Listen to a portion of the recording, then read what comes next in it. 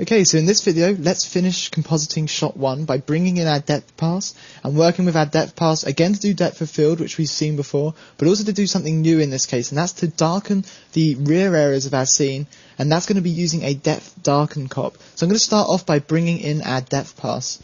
I'm going to push the backtick and browse to our shot 01 depth folder and grab the depth for shot 1. If we bring that in and switch our channel over to the depth, we can see our depth channel nicely there. And we're going to combine this with our main branch of the network in the exact same way that we did for shot 2, so I'm not really going to explain this in too greater detail. We're going to wire our layer 1 into a channel copy so that we can copy the PZ channel from our depth onto that branch. And so we're going to create a new plane called Z that we're going to copy input to PZ2. Again, the exact same stuff you guys have already seen. Exactly. And then we're going to rename that Z channel back to PZ so we can actually work with it on our depth related nodes. So, let's switch back over to color. Fantastic, and zoom out. So what we need to do, we need to work with the depth darken cop, and the depth darken cop works in the exact same way as the depth of field cop in as much as it's looking out for the PZ information, as I switch back and forth to get it to rethink about it, the PZ information in our image, and it's going to work with that to basically darken based on a series of parameters. So I'm going to right click and wire into a depth darken cop and come back to looking at color, and we can look at having a radius, and that radius is how far from us that we want to basically darken. And so I'm going to boost that radius right up to around 190, and you'll see that that's then having a great effect on the rear areas of our image. Now our depth scale currently is set fairly high, so that fall off is going to be fairly drastic.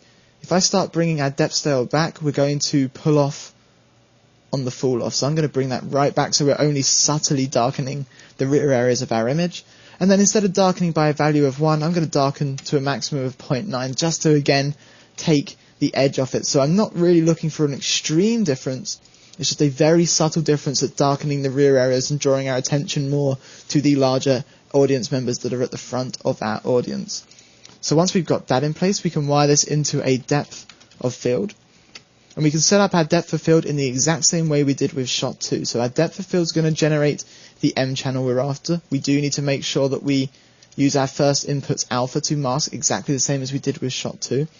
And I'm going to change some of these parameters in order to get a depth of field working for the first shot. So let's pull back on our focus distance, maybe to around 1.12, and then adjust our depth to give us some more range. So I'm looking for the front to be in focus and then the back to be slightly out of focus, but I'm going to use a distance adjustment so that I can pull all of our levels down so that these do actually hit true black. So something around there will work quite nicely. So now that we've got that mask created, I'm going to wire into a defocus cop. And now that we're in the defocus cop, I'm going to switch over and make sure we use that M channel as the mask for the defocus so that the light areas in our M channel have the most defocus applied and the dark areas in our M channel have the least. So we're going to use our first input and we're going to use the M channel from our first input. And on the defocus, I want to make sure I check per pixel defocus. And let's switch over and take a look at the color channel and see the effect that's having.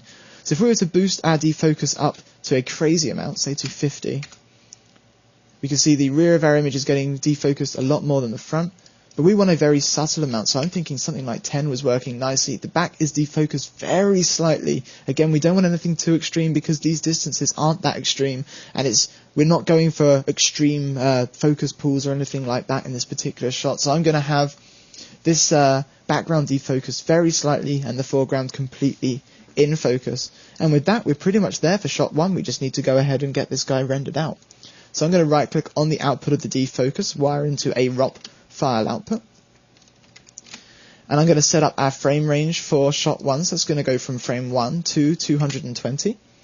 I'm going to set up our image, our output picture.